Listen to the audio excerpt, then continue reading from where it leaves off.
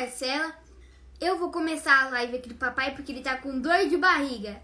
E o tema da live vai ser fake news, junto com o Caldani, que já tá chegando aí. Fake news! Olha, Marcela, toca aí. Opa!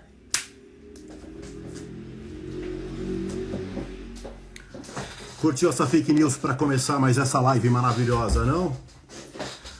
Muito bem, hoje, quarta-feira, nosso papo é sobre fake news. Vou receber aqui o Carlos Caldani. Deixa eu fixar o comentário. Carlos Caldani vai nos ajudar a entender esse tema tão controverso, tão complexo, que são as fake news.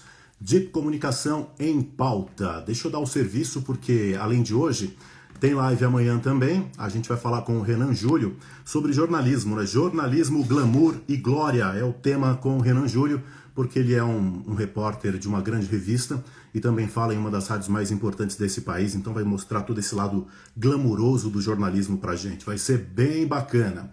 Depois de amanhã, eu vou conversar com o Luiz Lafay. Você conhece ele? Ele foi garoto propaganda das Casas Bahia durante muito tempo. É um baita ator, é um baita dublador. Hoje ele vive nos Estados Unidos e a pauta é séria. A gente vai falar sobre comunicação profissional e racismo. Será que o mercado de comunicação é racista? Você já sabe a resposta, né? Mas a gente vai aprofundar esse tema, contando aí experiências pelas quais passou o Lafay, pelas quais passei eu. E no sábado a gente encerra essa série com o Luan Freires. Ele também é jornalista e vai ajudar a gente a entender um pouco mais sobre boas práticas para as redes sociais. Afinal de contas, vergonha não é filtro solar para você ficar passando todo dia. Então vamos entender a função de cada uma das redes sociais para que você possa fazer o melhor uso e tirar o melhor proveito de cada uma delas. Fake News, papo de hoje com o Carlos Henrique Caldani, ele já está por aqui. Caldani já pede para entrar para a gente começar o nosso papo. E já vou deixar o convite para você que está acompanhando. Registra aí a sua opinião nos comentários. Diz para a gente o que você pensa sobre essa temática que tem impactado tanto o nosso dia a dia, para a gente tentar amplificar a visão sobre esse tema, tá bom? Participa com a gente. Caldani, você já pediu para entrar? Ah, agora sim. Então vamos receber com muita alegria, uma honra, Carlos Henrique Caldani. Caldani, seja muito bem-vindo. Cadê tu, homem?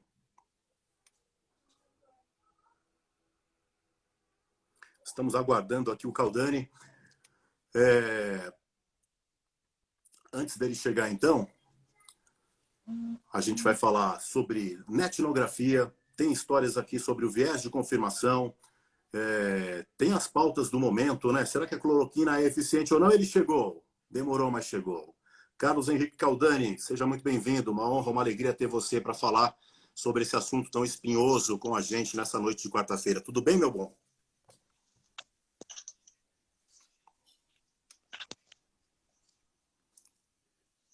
Não te ouço, mas acho que eu não te ouço porque eu tô com o meu volume baixo aqui. Deixa eu ver mesmo. Tudo bem, Marcelo? Aí, você está conseguindo me ouvir bem? Está dando uma craquelada aqui. Você me ouve legal?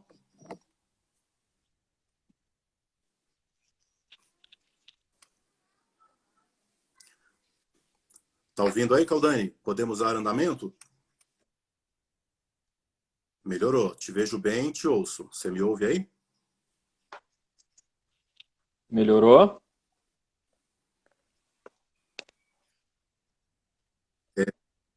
Tá rolando um delay. Marcelo? Tá rolando um delay aqui na nossa comunicação, Caldani.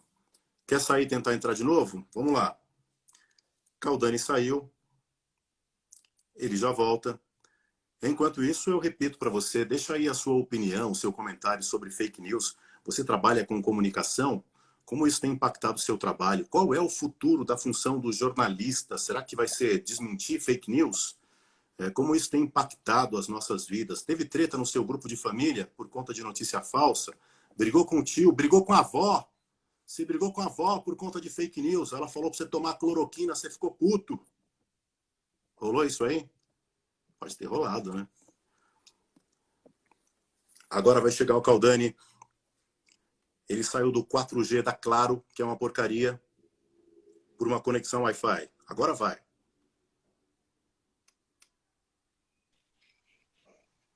Caldani, tudo bem? Você me ouve agora? Consegue Estou me te ouvir? ouvindo, estou te vendo. Agora vai? Ou tá demorando, Marcelo? Não, tá rolando um delay aí. Você tá no 4G da Claro, né? Tô vendo. Pera aí.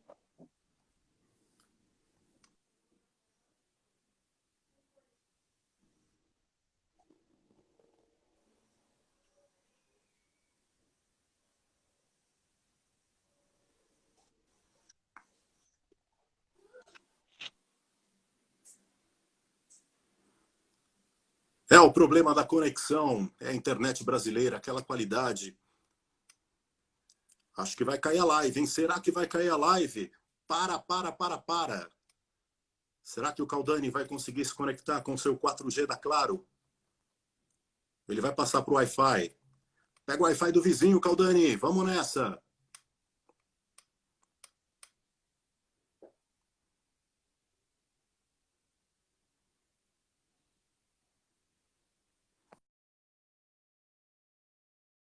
Da semana. Caiu de novo o Caldani. Aí ele me deixa vendido porque ele é o especialista em deep comunicação. Ele é o pesquisador. Caldani estava fazendo um mestrado lá no Mackenzie sobre esse tema. E ele vai nos ajudar a entender um pouco mais as complexidades envolvidas aí no universo das fake news. Quem produz esse tipo de conteúdo? Será que é uma pessoa qualquer? Ou será que é um jornalista profissional com anos de experiência em redações, produzindo conteúdo não fake, conteúdo real? Vai, Caldani! Enquanto isso, deixa eu relembrar aqui a agenda amanhã. Vou conversar com o Renan Júlio. O tema com ele é jornalismo, glamour e glória. Renan Júlio é repórter de uma revista de circulação nacional e também fala em uma das rádios mais importantes desse país. Ele vai nos ajudar a entender como é a vida de um repórter que trabalha em um grande veículo de comunicação. Glamour, glória, poder. Já na sexta-feira, o papo é com o Luiz Lafay. Luiz Lafay, um dos profissionais de comunicação mais bem-sucedidos do nosso país, e ele vai nos ajudar a entender um pouco mais sobre a questão do racismo dentro da comunicação profissional. Esse é o nosso convidado da sexta-feira. E no sabadão, eu fecho essa série de lives com o Luan Freires, que é jornalista também, especialista em mídias sociais, e vai nos ajudar a entender como não passar vergonha na rede social, né? Vergonha não é filtro solar para você passar todo dia. Ele vai estar aqui nos ajudando a entender quais são as melhores práticas para as redes sociais. Chegou o Caldani, conexão estável, a luz está boa. Tá me ouvindo agora? A barba está bem feita, você está bonito. Eu suspeito até que você fez harmonização facial durante essa pandemia. Tudo bem, Caldani? Prazer em receber você. Tudo bem, meu querido. Lady Murphy, né? Como a gente pode ver, eu tive que trocar o suporte tecnológico, né, durante a ação, mas a gente faz isso já meio que preparado para a coisa acontecer, né? Afinal de contas, o ambiente tecnológico parece que só funciona para fake news, né? Na hora que a gente vai... Vamos lá então, Caldani, já que a gente demorou um pouquinho para fazer a conexão, vamos meter o pau. Vamos lá, meu caro. E aí eu já vou começar fazendo para você a primeira pergunta, né? Primeiro, só dando um overview geral para a galera, essa conversa a gente já teve pelo menos umas 30 vezes, né? Nós trabalhávamos no mesmo endereço, né? E era bem longe de onde a gente mora no ABC, o Caldani em Santo André, eu moro em São Bernardo, e aí de vez em quando a gente vinha junto no carro. E aí as conversas, elas iam longe, porque ele estava fazendo um mestrado em comunicação no Mackenzie e eu fazendo uma especialização em neurociência lá na SPM. E em muitos momentos esses assuntos, eles se interligavam, né? A gente chegava em conclusões muito interessantes, observando a movimentação relacionada aí à comunicação institucional, principalmente no que diz respeito ao governo federal. A gente vai chegar nessa pauta mais para frente. Então, o Caldani, ele pesquisa muito esse assunto, né? Ele gosta das fake news, ele quer saber como é que isso impacta a vida da gente. Então, para começar, Caldani, todo mundo já sabe que é fake news, mas eu queria que você desse um panorama geral para a gente. Quem produz esse tipo de conteúdo, né? É uma pessoa qualquer, fala, vou produzir aqui uma notícia falsa, ou por trás desse tipo de comunicação estão profissionais que já trabalharam produzindo conteúdo verdadeiro, digamos assim, e que hoje estão prestando esse tipo de serviço. Como que é a produção desses informativos fake? Marcelo, obrigado pelo convite em primeiro lugar aí, obrigado pela confiança de trazer para que a gente pudesse bater esse papo aqui agora. A gente pode até chamar de diálogos do cockpit, como a gente tinha falado de tempos atrás, né? E a gente descobrindo, fazendo um estudo em cima dessa questão das fake news, Marcelo, a gente vê que elas não são recentes e que aí até a brincadeira que eu fiz num texto que eu publiquei sobre essa live que a gente ia fazer, que é a mentira gourmetizada. Né? Por quê? Porque elas já existiam desde tempos imemoriáveis. Né? Então, governos já foram depostos e já subiram ao poder de muito tempo atrás, não é de agora não. Né? E tem um aspecto mais complicado relacionado a essa questão das fake news, é que de uns tempos para cá elas começaram a assumir postura de perigo mesmo para as pessoas que estivessem envolvidas nela. O termo fake news ele surgiu aqui no Brasil de uma certa forma meio que obscuro ali naquela questão da escola base, né? Por conta de um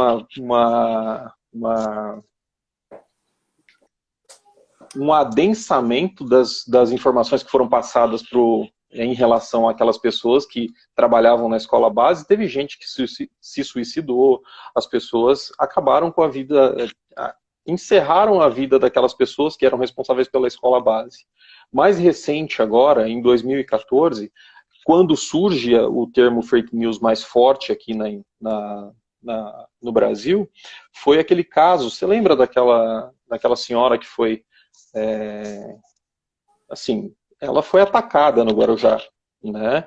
E ela foi linchada mesmo, foi a óbito, por conta de uma fake news que foi gerada sobre ela.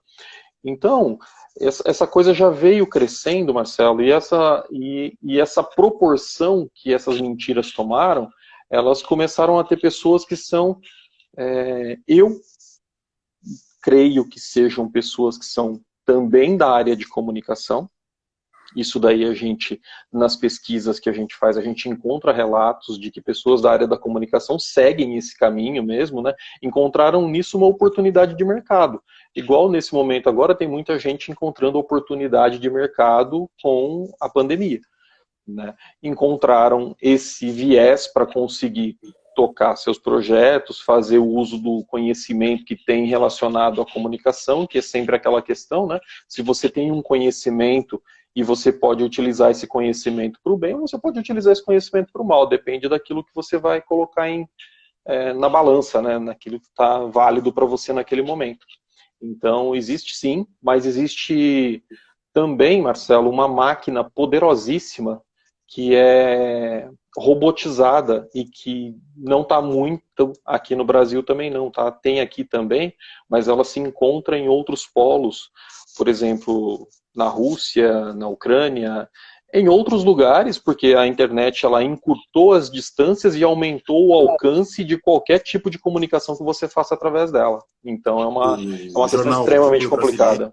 Caldani, não sei se você tomou contato com essa reportagem, eles fizeram uma publicação recente contando um pouco da história das fake news com esse disparo robotizado aqui no Brasil. E a base é Buenos Aires. Então, as notícias eram produzidas aqui, mas o disparo acontecia de Buenos Aires para cá, né? Então o robô ficava lá disparando para milhares de e-mails, milhares de números de WhatsApp, notícias falsas. E nessa reportagem é interessante também porque ela confirma isso que você está dizendo. São profissionais, jornalistas profissionais que por algum motivo estão fora do mercado e que são recrutados para fazer esse tipo de serviço. E aí tem todo um lance misterioso, ninguém sai por aí colocando no LinkedIn que está trabalhando numa empresa que faz fake news, né? Mas a estrutura é de redação de jornalismo profissional, né? Isso impressiona, porque há uma série de interesses por trás disso, não é verdade? Sim, sem dúvida. E tanto que a base do lançamento das fake news que aconteceram, daqui a pouco a gente vai falar sobre isso também, mas em 2016, da campanha do Trump, era na Rússia. Né? E o modus operandi era o mesmo, ou seja, você já vê que é uma estrutura que já está consolidada. Quem Quem hoje quiser procurar alguma informação a respeito disso daí já vai encontrar uma série de elementos. Possivelmente não vai encontrar o nome das pessoas, né? Mas essa estrutura existe e é forte, e ela tem um alto poder destruidor, né, de reputações, destruidor de pessoas mesmo, né? Eu acho que aí a gente tem um elemento forte para conseguir manter a confiança na humanidade, mas passa um pouco longe daí, cara. Então, eu fico pensando por conta da nossa profissão, da nossa afinidade profissional, né, que a gente é do ambiente de comunicação, e estando nesse ambiente, a gente sabe do potencial e a gente sabe dos elementos que podem interferir na vida das pessoas através da comunicação, né? Tu fez uma pós-graduação em neurociência, eu também segui na parte de estudar a respeito da questão das fake news, mas não necessariamente da análise das pautas jornalísticas ali. O que me encantava e o que me fez buscar muito essa informação é que, a partir das pautas jornalísticas, você fala, gente, é o nome da nossa live, você não está vendo que é fake news isso daqui? Então, como que a pessoa, ainda vendo esse material, ela compartilha, ela tem acesso pelos grupos dos quais ela participa, e, enfim, eu até faço uma relação curiosa com isso, né? Que você recebeu uma fake news que é lavado, é descarado que aquilo ali é uma mentira, né? E aí, eu que sou seu parente, Marcelão, eu chego para você e falo, Marcelão, isso é mentira, cara. E eu já tive, cara, essa questão que você chamou, né? Durante a eleição de 2018, foi um período extremamente, foi um terreno muito movediço, né? Com parentes, pessoas queridas mesmo, né, que de repente você fala. Esses dias atrás, o Facebook lembra você, né, que de algumas postagens que você fez, tipo 2 anos, um tempo atrás, teve uma mensagem que eu enviei para uma prima querida, né? Cara, tinha pelo menos 10 fontes na mensagem que eu mandei para ela ali, né, desconsiderando aquela informação que eu havia recebido por ela, né? E aí, o mentiroso da história virou eu, Marcelão. Entendeu? Então tem uma coisa muito curiosa que esse ambiente ele proporciona pra gente, que é entender como que funciona esse bicho aqui, ó. E aí nós vamos entrar naquela temática do viés de confirmação, né? Que é quando Sim. você busca informações para validar a sua opinião. Porque a gente pensa assim, nós estamos aqui, eu e você, né? A gente não está aqui conversando sobre fake news porque a gente é inteligente. A gente está conversando sobre fake news porque a gente é inteligente pra caralho. A gente acha isso, né? Sobre qualquer assunto. Nossa, a minha opinião ela é fantástica sobre esse assunto. Então, ter essa opinião contrariada faz com que você se sinta agredido. E aí você vai buscar elementos para consolidar, para validar a sua opinião. Só que se você não tem uma base,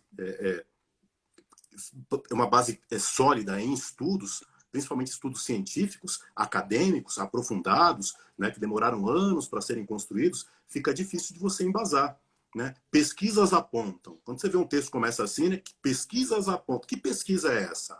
Né? Quem fez? Sim. Quantas pessoas foram ouvidas? Onde? Quando? Qual período? Né?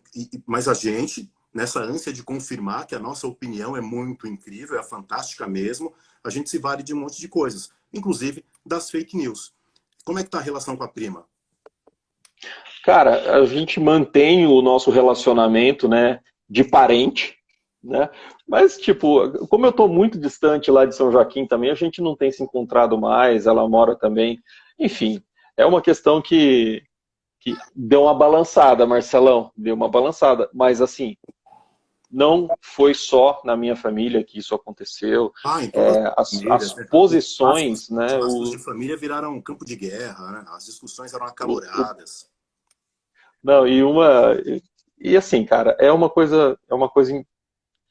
Eu não tenho a menor intenção de falar que aquilo que eu acredito, que aquilo que eu estudei seja a verdade absoluta, Marcelão. Longe disso. Mas eu sinto que quando você senta para conversar a respeito disso, pegando um ponto importante também, tá? Eu tive uma conversa durante esse período pré-eleitoral de 2018 com um amigo que com certeza votou no Bolsonaro, tá? Foi uma discussão alto nível. Nesse sentido, você fala, poxa, a opinião dele está consolidada em seguir nesse caminho. Eu posicionei todos os meus argumentos de uma forma, né, que eu entendo que sejam importantes, que sejam levadas em consideração, tanto que ele falou isso, né? E da mesma forma eu entendi o ponto de vista dele, não aceito, porém eu entendo o ponto de vista dele. O voto dele ali foi uma conversa muito, muito franca, muito importante entre dois amigos que se respeitam, e a coisa seguiu. Tá? O relacionamento é tão forte quanto, entendeu? Não, isso porém, legítimo, a gente tem esse viés que é de conviver com pessoas que pensam diferente da gente. Isso é natural. Né? Tipo, E aí tem né, Caldani? Você tem tem uma posição, eu tenho uma antítese a essa posição, e a partir daí a gente chega numa nova síntese. Mas você precisa estar aberto para que isso aconteça, né? Se você fechar a questão, criar um muro, vai acontecer o que aconteceu aí com a prima. Vai ter desconforto, né? E as pessoas vão buscar o caminho do afastamento. Chega naquele nível, pô, eu não suporto conversar com pessoa porque ela é muito radical em relação a esse assunto. Né? E não dá para ser assim. Para a gente construir uma sociedade saudável, é preciso ouvir todas as partes e tentar construir, eu não vou chamar de unidade, mas construir consenso para que a gente possa seguir em frente, né? Para que seja razoável para todo mundo. Acho que tem muito aquela ideia de que a sociedade tem que ser boa para mim e para minha família. E não é bem isso, né? A sociedade tem que ser boa para todos os cidadãos. E aí eu vou te falar uma coisa, Marcelão. O fato de você ter comunicadores envolvidos nesse processo deixa o negócio muito mais sério. Por quê? Existem pesquisas já de 100 anos para cá, de Freud para cá, enfim, que já desvendaram muitos labirintos do cérebro. O cérebro hoje já não é tão desconhecido assim da pessoa. Né? Então já se entende como que o cérebro ele toma decisões. Tem um livro do Daniel Goleman o pensamento rápido e o pensamento devagar, né? É rápido e devagar que ele trabalha essas duas coisas, né?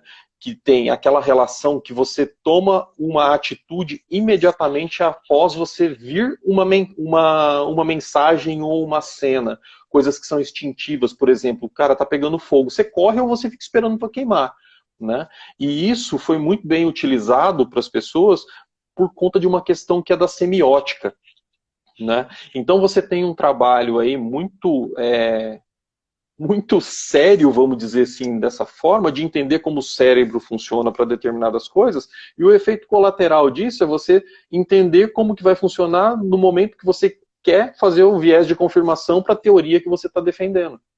Né? Então existe aquela questão que, se eu mostrar aqui para você uma foto de alguma coisa, de uma paisagem, aquilo ali vai gerar em você alguma reação instintiva. Né? Durante o período eleitoral, e aí vamos falar sobre isso por conta da questão da fake news, quando os grupos eram definidos, essas mensagens fake, elas não eram direcionadas, por exemplo, porque existia uma inteligência por trás disso, de identificar quais eram as pessoas que estavam favoráveis, por exemplo, em 2016 ao Trump, e quais eram as pessoas que estavam contrárias ao Trump. Com essas pessoas, a ferramenta ela não ia se preocupar. Né? Por quê? Porque o problema estava em conseguir atingir os indecisos, as pessoas que não tinham definido ainda quem que iam votar, as pessoas que estavam, né, cambaleando ali entre uma coisa e outra. Então esse era o viés que ia fazer, tanto que a diferença foi muito pequena. Né? A tal da segmentação psicográfica, né? E aí a gente chega então no case da Cambridge Analytica. Nas suas pesquisas, Exato. O que você descobriu sobre a atuação dessa empresa especificamente na eleição do Trump em 2016? Tem o documentário, agora me fugiu de bate-pronto assim, né, o nome do documentário, mas já a gente lembra dele, tá? Que ele indica exatamente o passo a passo de como foi esse processo eleitoral nos Estados Unidos. E ele é um material super importante, Marcelo, para te dizer o seguinte, o estudo baseado numa amostra de pessoas que eles precisavam era muito melhor, muito menor do que eles tiveram acesso. tá? Eles trabalharam com a teoria Big Five, né? Que nela você trabalha com 5 pilares, né? Que você vai encontrar ali dentro daquela... Foram 34, uma coisa assim, de pilares que foram sendo reduzidos diante das pesquisas que foram feitas pela área da psicologia e tal, que chegavam em até 5, nesses 5 pilares, né? Que tem aqui, ó, tem a extroversão, a amabilidade, a conscienciosidade, a estabilidade emocional e a abertura para experiências. Marcelo, se a pessoa que está estudando esses dados tem acesso a 10 curtidas que você deu no Facebook, ela tem conhecimento exatamente do que você tá, de um lado muito forte do Marcelo. Se ela consegue puxar informações de 50 pessoas, tá, ela consegue conhecer o Marcelo melhor que seu pai e sua mãe. Por conta desses likes e desses unlikes que existem dentro desse cenário, né? Então, o que aconteceu?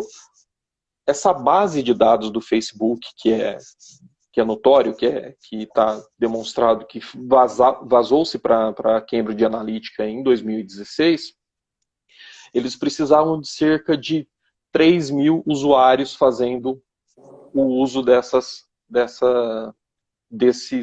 né, utilizando a rede, sabendo...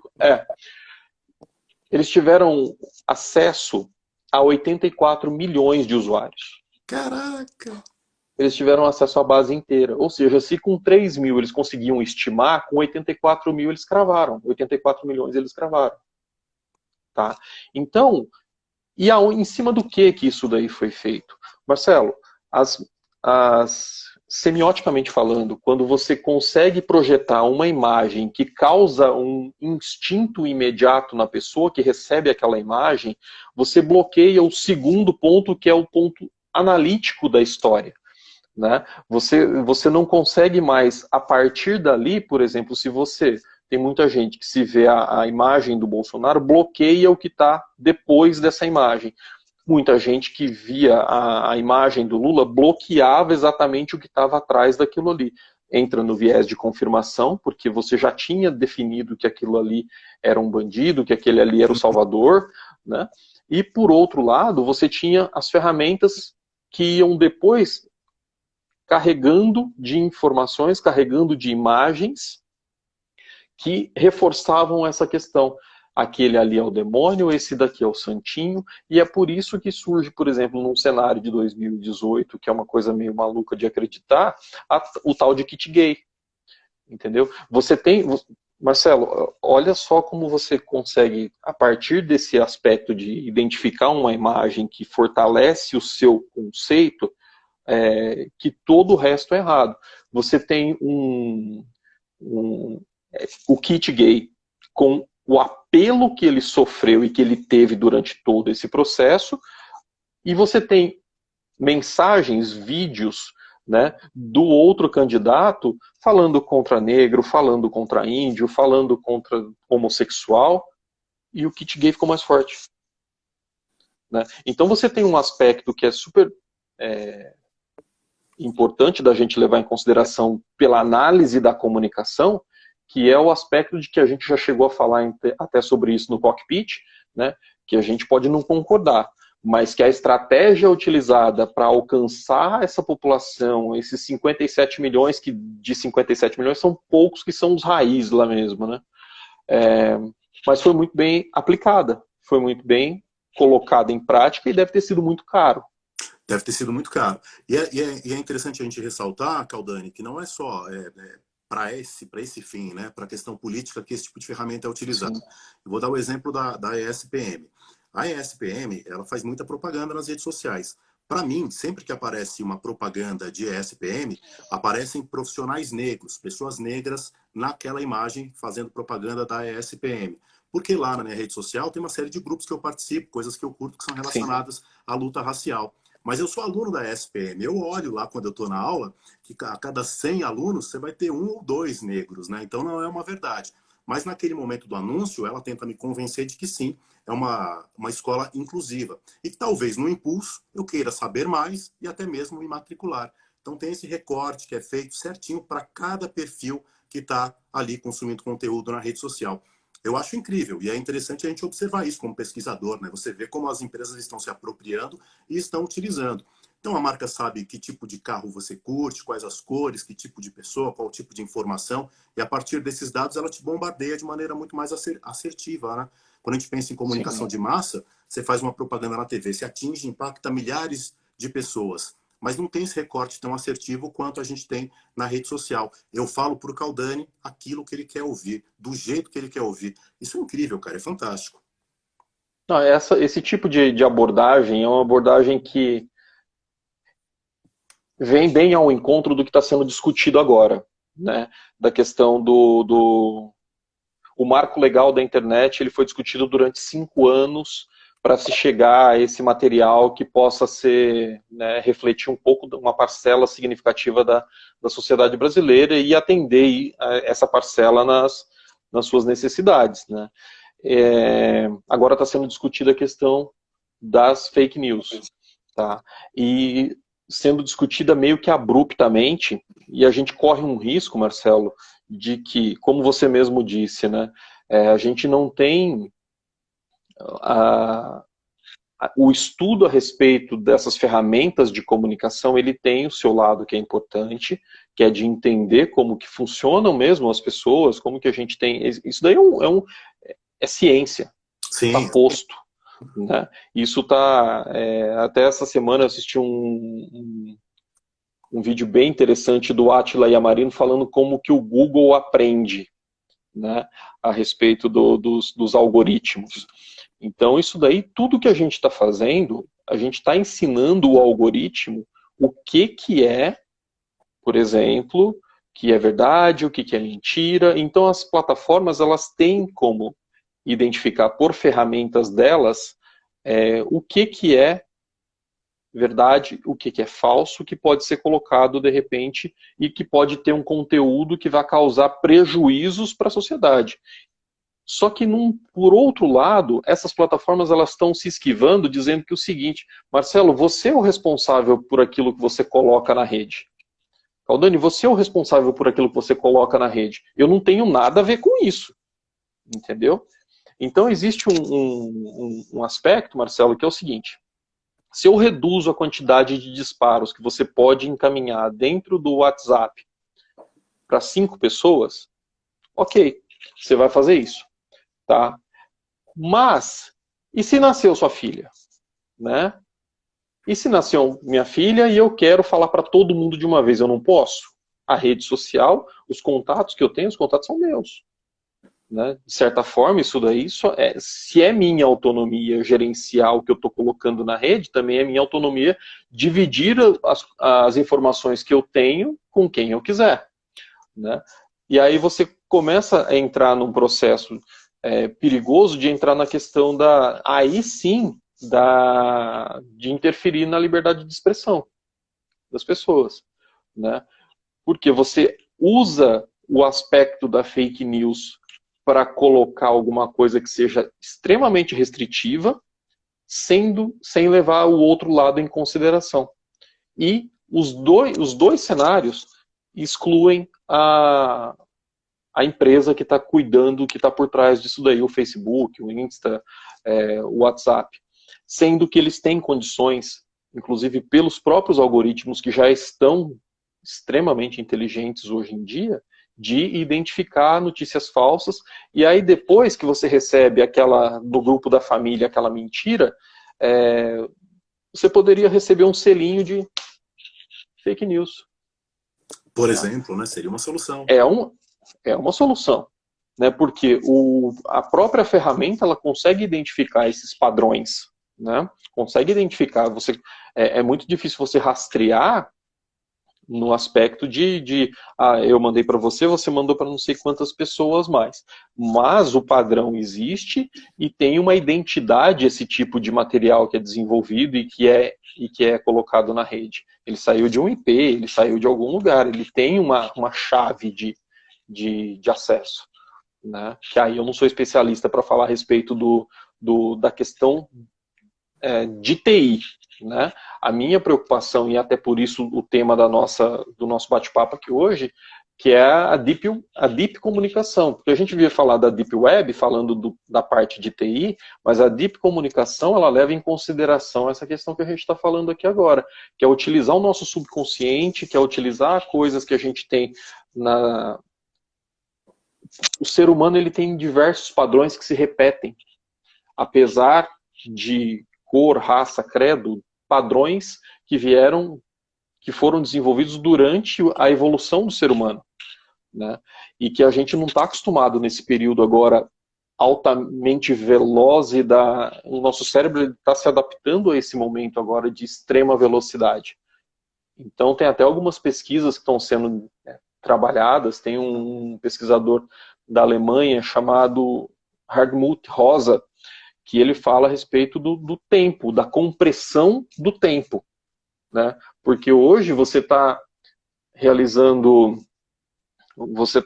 digitando, atendendo uma ligação com o fone de ouvido, ouvindo música, né, com alguma outra coisa acontecendo ao redor. Então a gente tem, na nossa unidade de tempo atual, a gente faz muito mais ações do que as que a gente fazia 30, 40 anos atrás. Por quê? Porque não tinha esse encavalamento, vamos dizer assim, das coisas acontecendo ao mesmo tempo, né? E isso trazendo para o ambiente que a gente fala de comunicação, você tenta tirar da frente, porque é o lado do nosso cérebro que fala resolve rápido, resolve rápido, resolve rápido.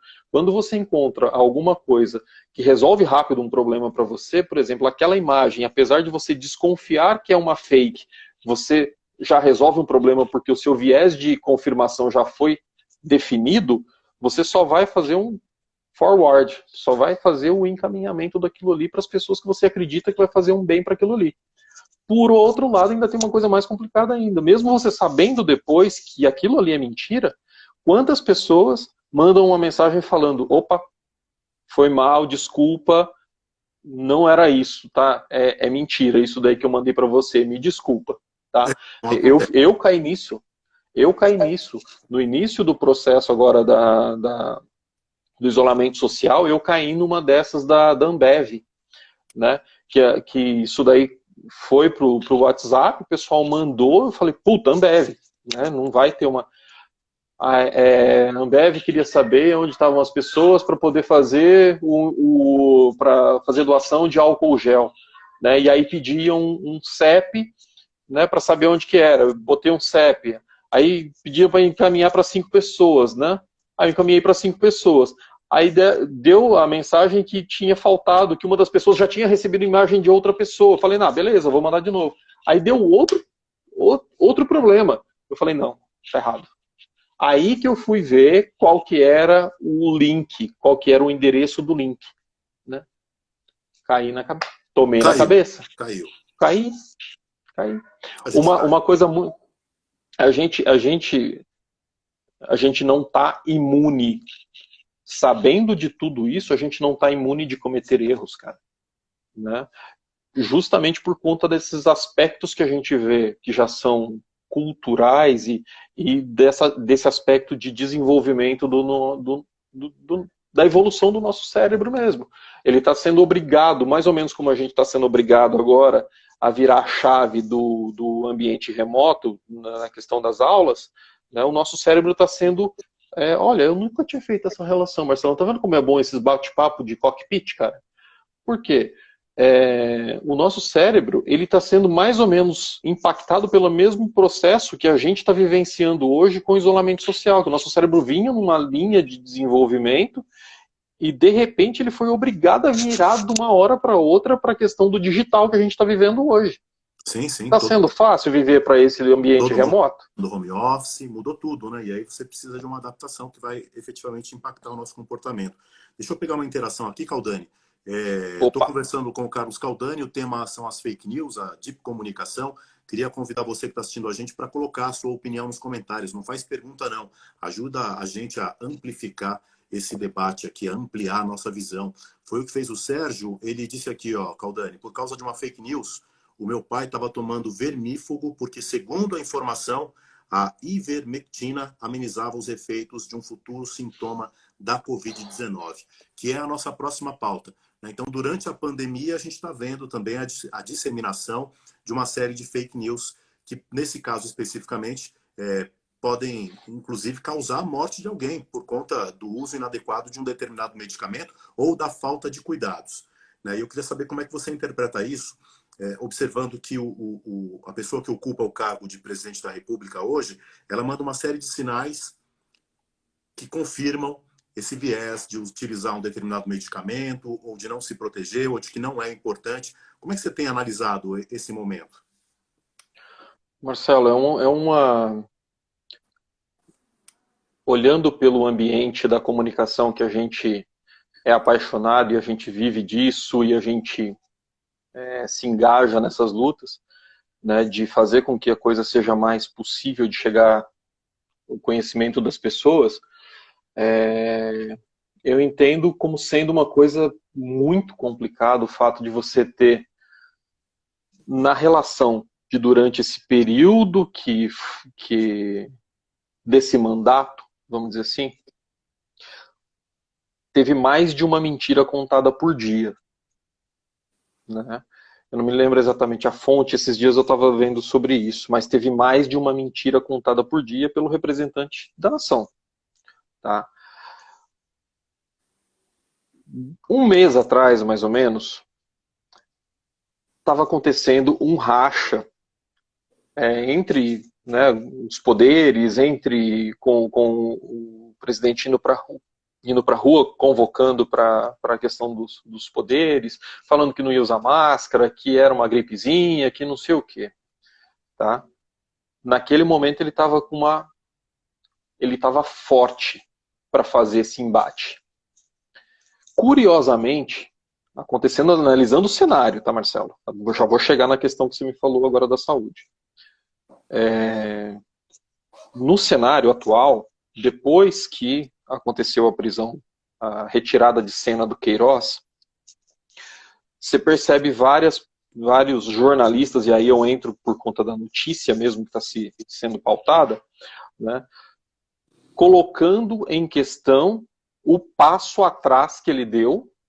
Ele saiu um pouco da cena nesse momento, acuado de certa forma, né, e de repente, numa coisa que um mês e meio atrás, que houve um baita de um embate, que ele não falava por nada se o exame tinha dado positivo ou negativo, de repente, nesse momento agora, surge um positivo. Para a pessoa voltar à mídia, para a pessoa voltar, né, para o ambiente de menos embate, de mais fluir no meio das comunicações. Você pode olhar, todos os jornais, todos os grandes portais hoje estão colocando ali, ele tomando a cloroquina, ele falando, a hashtag lá, Força Jair. Você tem um ambiente que também é comunicação, que é de trazer à tona coisas que estavam esquecidas há pouco tempo. O ambiente de você, dentro desse período, não levar em consideração a ciência, aquilo que vem sendo discutido. Poxa, eu posso não concordar com o que acontece na Venezuela, eu posso não concordar com o que acontece no Egito, eu posso não concordar com o que está acontecendo no Vietnã, mas eu tenho que concordar que existem cientistas em todos esses lugares que eu falei para você agora que estão seguindo uma linha de desenvolver pesquisas. E aí vamos focar a respeito do que está acontecendo com a Covid. Tá? E de repente você toma a decisão de ignorar tudo isso que está sendo estudado, inclusive aqui dentro do próprio país, para bancar uma coisa, por exemplo, eu falar que, sei lá, alguma coisa da área de botânica, Marcelão. Eu não manjo nada de botânica, entendeu? Mas porque é uma coisa que eu acredito, ou eu tenho interesse em divulgar, por assim dizer, né, eu vou bancar que aquilo ali vai funcionar na área da botânica. Não dá para aceitar, e isso é perigoso. Né? Por exemplo, o que aconteceu com o Sérgio aqui agora, que ele comenta, isso aconteceu nos Estados Unidos, lá, falando quando o Trump falou a respeito do detergente, aumentou abruptamente a quantidade de gente intoxicada por detergente nos hospitais. Então são pessoas que têm uma responsabilidade muito grande com a sua comunicação, um poder muito grande, já consolidado por aquilo que a gente vinha falando aqui atrás, do que era a construção dessa persona, né? As pessoas se encaixaram naquilo ali. Não, esse cara é o cara que me representa, é o cara que... Esse sou eu. Eu só não tenho esse poder, mas se eu tivesse no lugar dele, eu faria a mesma coisa. Então você tem essa questão da persona, da pessoa identificada com esse processo, e que pode levar muita gente tomar decisões aí que vão colocar a própria vida em risco, cara. E a vida de parentes, porque vão compartilhar essas informações, né? Certamente, né? Do ponto de vista da comunicação, sem entrar na questão política, como é que você observa a comunicação desse governo? Ela é eficiente no sentido de falar para esse pessoal que tem identificação? Ou você acha que não? É uma comunicação complicada e que tem pouca credibilidade? Marcelo, eu vejo que muita gente já desceu do barco. Falando de comunicação, assim, muita gente já desceu do barco que esteve durante o período eleitoral de 2018.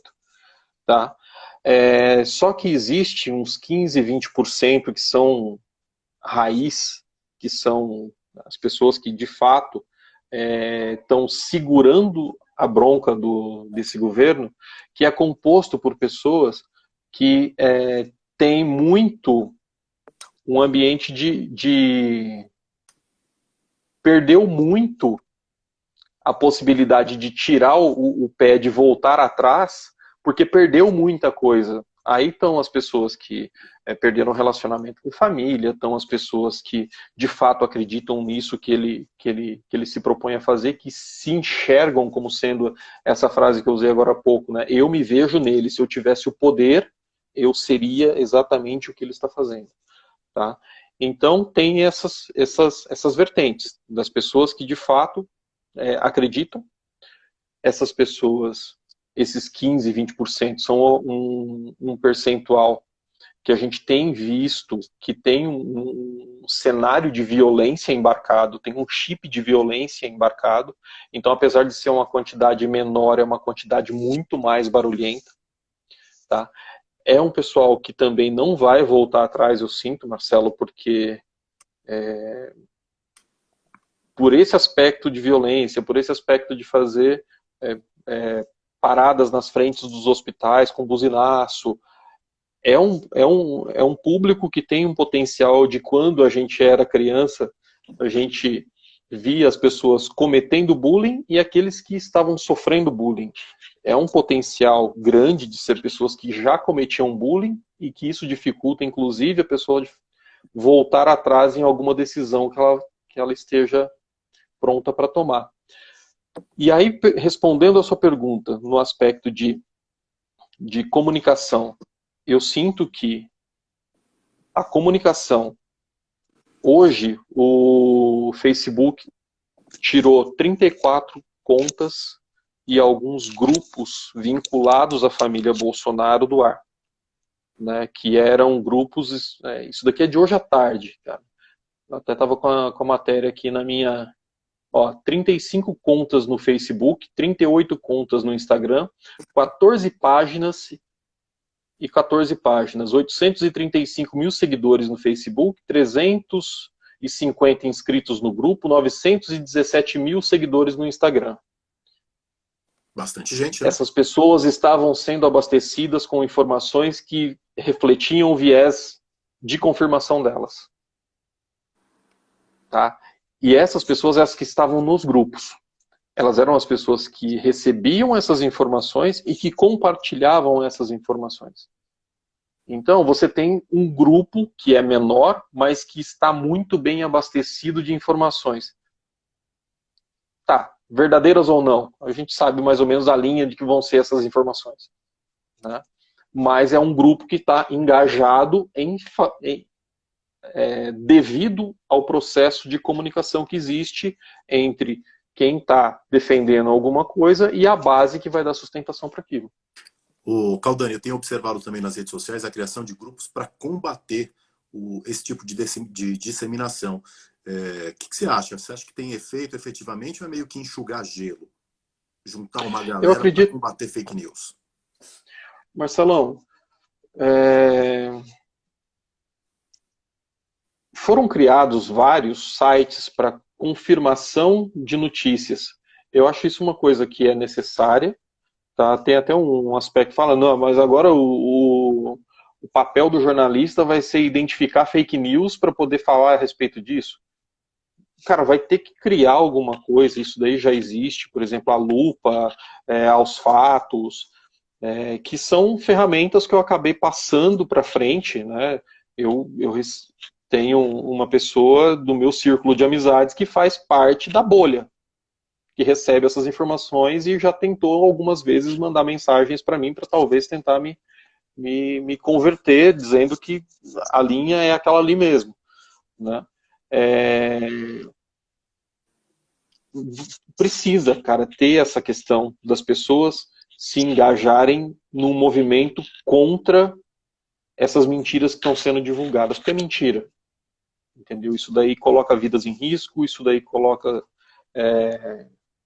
reputações em risco, pessoas em risco, né? E a gente tem todo esse cenário colocado de uma forma que as pessoas elas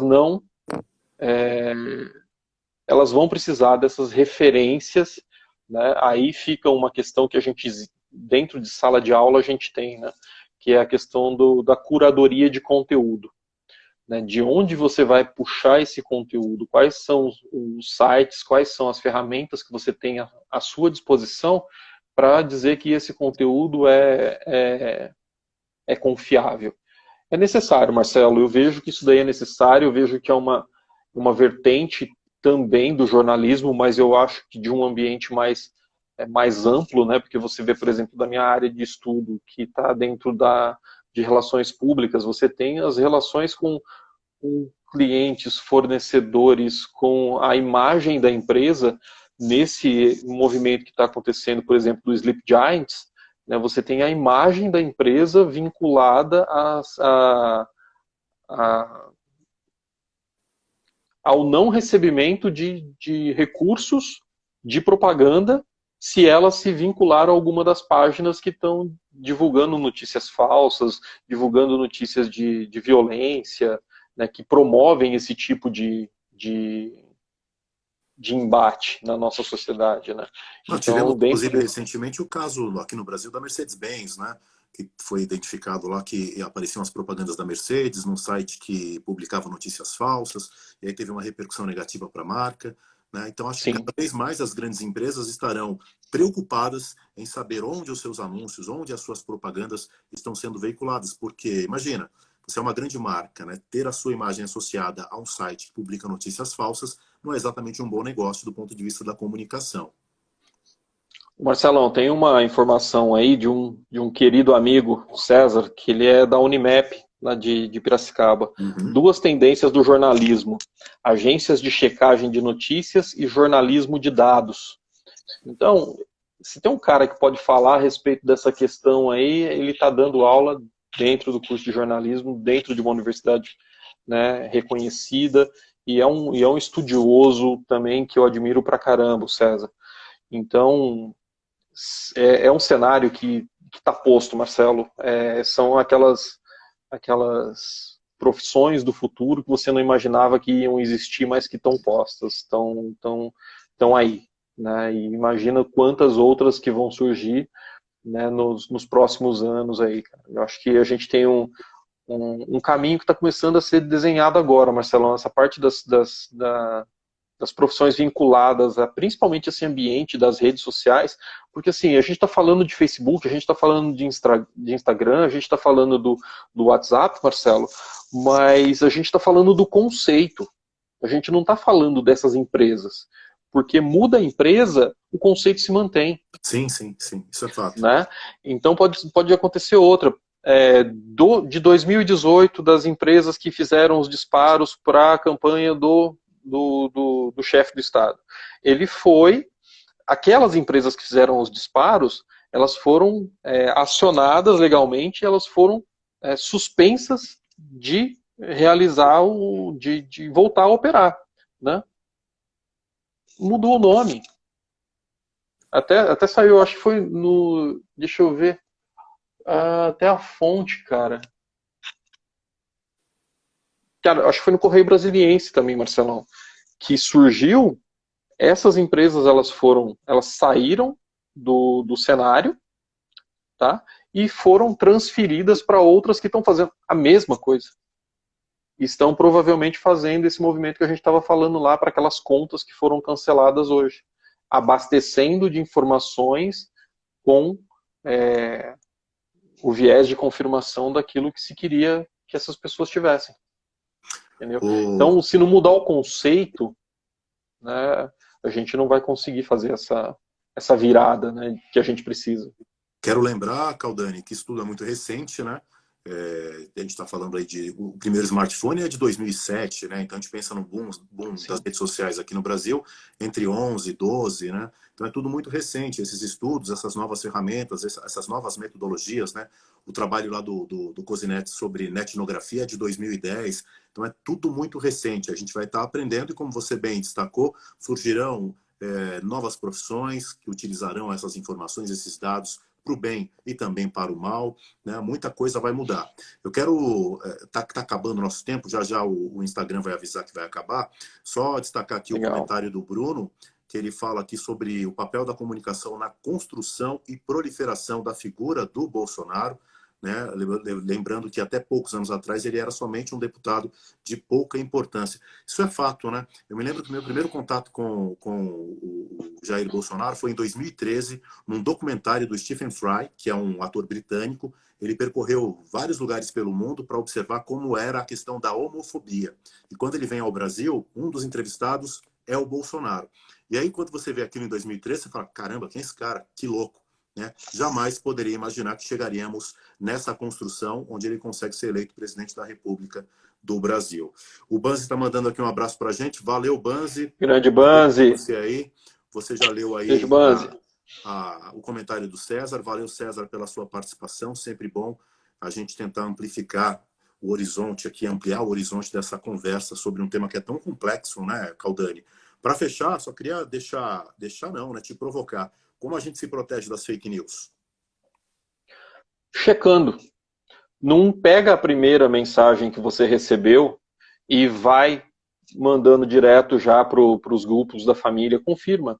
Normalmente uma mensagem que vem do ambiente de fake news, ele não tem fonte, ele tem algumas montagens assim que podem parecer um pouco estranhas. Tem algumas profissionais que são feitas mesmo, que colocam até a cara do G1, colocam até a cara do UOL, né? Por isso, na dúvida, checa, né? Porque isso pode, nesse cenário que a gente está falando aqui, evitar transtornos até mesmo de saúde para outras pessoas que vão receber. Você que um passou ambiente por muito isso. Forte. A última dica, você que passou por isso, o Instagram colocou aqui 1 minuto e 40 a gente tem, para refazer as estruturas familiares, fazendo as pazes com a família. Qual a dica, Caldani? Coloca a resiliência em prática. Fala, ó, seguinte, vamos aqui, eu lembro que você torcia para São Paulo, vamos falar um pouquinho de futebol, vamos falar um pouquinho né? Mas eu acho que isso que está acontecendo não pode superar o nosso relacionamento como pessoas, Marcelo. Se a gente deixar com que esse ambiente de animosidades prevaleça, a gente vai perder a força de tentar evitar que isso daí atinja muito mais gente daqui a um tempo. Hoje está sofrendo todo mundo com essa questão da pandemia, por exemplo, aqui, provavelmente também por conta dessa questão da desunião que a gente tem hoje em dia, provocada pelo processo de 2018. Certamente. Caldani, foi uma alegria, uma honra ter você aqui discutindo esse assunto. Deixa eu passar o serviço antes da gente ir embora. Amanhã, às 7h, eu converso com o Renan Júlio, ele é repórter de uma revista de grande circulação, revista nacional, e também fala em uma das rádios mais importantes do país. E o tema dele é jornalismo, glamour, glória, poder, bastidores da vida de repórter. Na sexta-feira, outra pauta importante, comunicação profissional e racismo. Vai estar aqui o Luiz Lafay, Ele já foi garoto propaganda das Casas Bahia. Você lembra dele? E ele mora hoje nos Estados Unidos. Vai estar com a gente discutindo essa questão que também é tão importante. 15 segundos. Carlos Caldani, um beijo. Cuide-se. Grande abraço, gente. Obrigado para quem acompanhou a gente aí. Um abraço. Valeu.